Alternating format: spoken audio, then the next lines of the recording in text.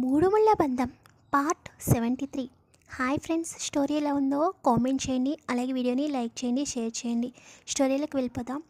విక్రమ్ వైష్ణవితో మీ అన్నయ్య రిషి దగ్గర ఎలా ఉన్నాడు అని అడుగుతాడు. దానికి వైష్ణవి ఆలోచనలో పడుతుంది. వైష్ణవి ఎప్పుడూ కూడా రిషిని చూడలేదు, కానీ రిషికి తన గతం గురించి మొత్తం తెలుసు అని చెప్పాడు. అలాగే విరాజ్ గురించి కూడా చెప్పాడు.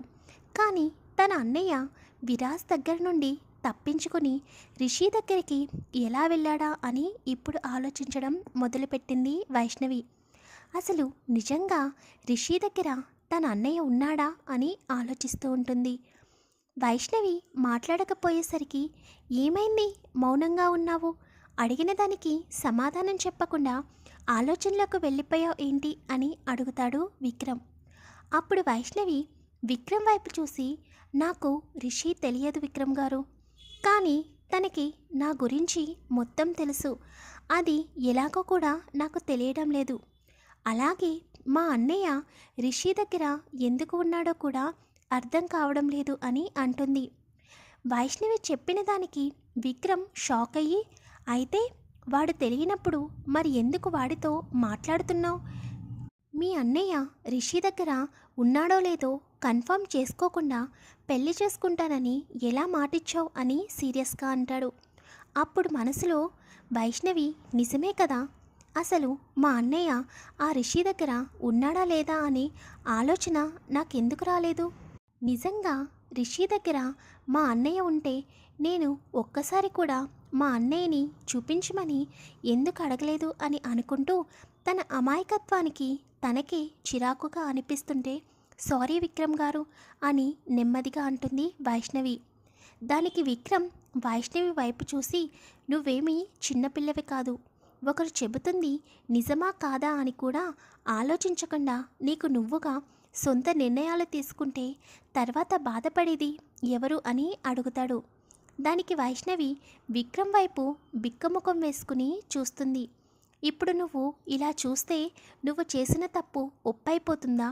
ఒకవేళ నిజంగా నువ్వు ఆ రిషిని పెళ్లి చేసుకుంటాను అని అనగానే నీపై కోపం వచ్చి నీకు దూరంగా ఉంటే అని అనగానే వైష్ణవి విక్రమ్ చుట్టూ చేతులు వేసి, ప్లీజ్ విక్రమ్ గారు, ఇంకోసారి అలా అనవద్దు, మీరు దూరం అనే పదాన్ని కూడా నేను భరించలేను. ఆ సమయంలో నాకు ఏమైందో అర్థం కావడం లేదు. తను మా అన్నయ్య తన దగ్గర ఉన్నాడు అని అనగానే నేను ఆలోచించకుండా తనకి మాట ఇచ్చేశాను అని ఏడుస్తూ చెబుతుంది. వైష్ణవి కళ్ళ వెంట నీళ్లు వచ్చేసరికి విక్రమ్ కోపం అంతా పోయి, సరే అదంతా వదిలేసేయ్, ఇంకెప్పుడు ఇలాంటి నిర్ణయాలు కోపంలో కానీ బాధలో కానీ తీసుకోకు, ఏదైనా స్టెప్ వేయాలనుకుంటే కొంచెం ఆలోచించి వెయ్యి అని అంటాడు విక్రమ్. అలాగే అని అంటుంది వైష్ణవి. విక్రమ్ మళ్ళీ వైష్ణవి వైపు చూసి, అదొక్కటే రీజనా లేదా ఇంకేమైనా ఉందా అని అడుగుతాడు. వైష్ణవి విరాజ్ గురించి చెప్పాలా వద్దా అని ఆలోచిస్తూ ఉంటుంది. మళ్ళీ విరాజ్ గురించి తెలిస్తే విక్రమ్ తప్పకుండా విరాజ్తో శత్రుత్వం పెంచుకుంటాడని భయపడి, ఇంకా ఏమీ లేదు విక్రమ్ గారు అని అంటుంది. నిజం చెబుతున్నావా వైష్ణవి? ఒకవేళ నాకు ఇది అబద్ధం అని తెలిస్తే తర్వాత జరిగే వాటికి నువ్వే బాధ్యత వహించాలి, అర్థమవుతుందా అని సీరియస్గా అంటాడు. విక్రమ్ అలా అనేసరికి వైష్ణవి భయపడి, అంటే మీరు ఏమంటున్నారు అని అడుగుతుంది. ఒకవేళ రిషిని పెళ్లి చేసుకోవడానికి మీ అన్నయ్య మాత్రమే కారణం అయితే మీ అన్నయ్యను నేను తీసుకొచ్చి నీకు ఇస్తానని మాట ఇస్తున్నాను. అది కాకుండా ఇంకా వేరేది ఏమైనా ఉంటే నాకు నిజం చెప్పు. ఒకవేళ నా అంతటా నేనే నిజం తెలుసుకుంటే తర్వాత నువ్వు ఎన్ని చెప్పినా కూడా నేను నీతో మాట్లాడను అని సీరియస్గా అంటాడు. విక్రమ్ అలా అనేసరికి వైష్ణవికి భయం వేసి, ప్లీజ్ విక్రమ్ గారు అలా అనవద్దు, రిషిని పెళ్లి చేసుకోవడానికి ఒక రీజన్ మా అన్నయ్య అయితే మరొక రీజన్ మీరు అని అంటుంది. విక్రమ్ షాక్ అయ్యి, నేను కారణం ఏంటి అని ఆశ్చర్యంగా అడుగుతాడు. వీటి గురించి ఇంకేమీ మాట్లాడవద్దు విక్రమ్ గారు, ప్లీజ్ చెప్పాను కదా అని అంటుంటే, ఏంటి వైష్ణవి ఏదేదో మాట్లాడుతున్నావు? అసలు నువ్వు మాట్లాడేదానికి కొంచెమన్నా అర్థం ఉందా? నువ్వు రిషిని పెళ్లి చేసుకోవడానికి నేను ఎందుకు కారణం అవుతాను అని అడుగుతాడు మళ్ళీ. వైష్ణవికి ఏం చెప్పాలో అర్థం కావడం లేదు. వెంటనే వైష్ణవి కోపంగా విక్రమ్ వైపు చూసి, మీరు ఏమన్నా నన్ను తిట్టినా కొట్టినా కూడా నేను కారణం చెప్పను, నన్ను కొంచెం సేపు వదిలేయండి అని చెప్పి విక్రమ్ వడిలో నుండి లేచి తన రూమ్కి వెళ్ళి బెడ్పై పడుకుంటుంది. విక్రమ్కి వైష్ణవిపై బాగా కోపం వస్తుంది. ఎందుకు ఈ రాక్షసి మొత్తం నీ మనసులోనే పెట్టుకుంటున్నావు? అసలు ఆ రిషిని పెళ్లి చేసుకోవడానికి నేనెందుకు కారణం అవుతాను? అసలు ఆ మాటను కూడా నేను తీసుకోలేకపోతున్నాను. నువ్వు ఎందుకిలా మాట్లాడుతున్నావు అని చిరాకుగా అనుకుంటాడు విక్రమ్. వైష్ణవి బెడ్పై పడుకుని, సారీ విక్రమ్ గారు, మీకు ఆ విరాజ్ గురించి చెబితే నా పైన పెంచుకున్న ప్రేమతో మీరు తప్పకుండా ఆ విరాజ్ దగ్గరికి వెళతారు. వాడొక పరమ రాక్షసుడు. వాడి టార్గెట్ ఎవరన్నా అనుకుంటే వాళ్ళని చంపే వరకు ప్రశాంతంగా ఉండలేడు. ఒకసారి వాడి వలన నా తల్లిదండ్రులను కోల్పోయి ఇప్పటికే చాలా బాధపడుతున్నాను. మరొకసారి మిమ్మల్ని కోల్పోలేను.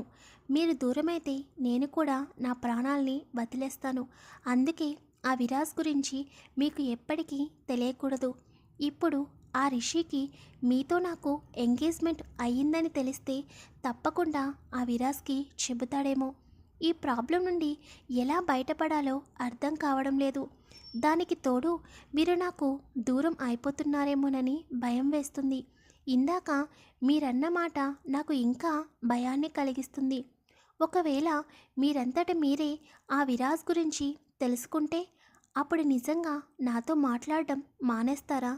లేదు, ఆ ఊహను కూడా నేను భరించలేను అని బెడ్పై ఏడుస్తూ ఉంటుంది. విక్రమ్ కొంచెం సేపు బాల్కనీలోనే ఉండి ఆలోచించి తర్వాత రూమ్లోకి వస్తాడు. వైష్ణవి అలా ఆలోచిస్తూ ఏడుస్తూనే నెమ్మదిగా నిద్రలోకి జారుకుంటుంది.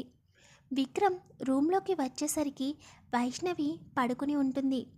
విక్రమ్ వైష్ణవి దగ్గరికి వచ్చి తన ముఖం చూసేసరికి వైష్ణవి బాగా ఏడ్చినట్టు అనిపిస్తుంది.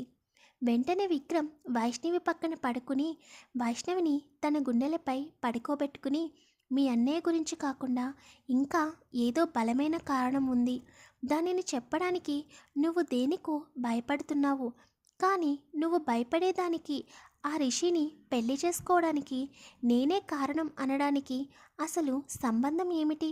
నువ్వు నోరు మెదపవు, కానీ నా మనసంతా ఎందుకో నెగిటివ్ వైబ్రేషన్ వస్తుంది అని చెప్పి స్టీఫెన్కి కాల్ చేస్తాడు. విక్రమ్ స్టీఫెన్ కాల్ చేసి వైష్ణవి ఫ్లాట్ దగ్గర మరియు ఆఫీస్ దగ్గర సెక్యూరిటీని టైట్ చేయమని చెబుతాడు. స్టీఫెన్ ఓకే అని చెప్పి కాల్ కట్ చేస్తాడు. నీకే కాదు వైష్ణవి, నాకు కూడా చాలా నెగిటివ్గా గందరగోళంగా ఉంది. నీకు ఏమీ కాకూడదు. ఈ విషయం రిషికి తెలిసినా వాడి చుట్టూ ఎప్పుడూ స్టీఫెన్ ఉంటాడు. కాబట్టి వాడు నీ దగ్గరికి రావడానికి ఛాన్స్ లేదు. ఒకవేళ వచ్చినా కూడా నేను వెంటనే రియాక్ట్ అవుతాను. కానీ నాకు నీకు ఎందుకిలా అనిపిస్తుంది అని విక్రమ్ ఆలోచిస్తూ ఉంటాడు. మరి విక్రమ్ వైష్ణవి అనుకుంటున్నట్టుగా వారిద్దరి మధ్య దూరం వస్తుందా? నెక్స్ట్ ఎపిసోడ్లో తెలుసుకుందాం. వీడియో నచ్చితే లైక్ చేయండి, షేర్ చేయండి, కామెంట్ చేయండి. Thank you.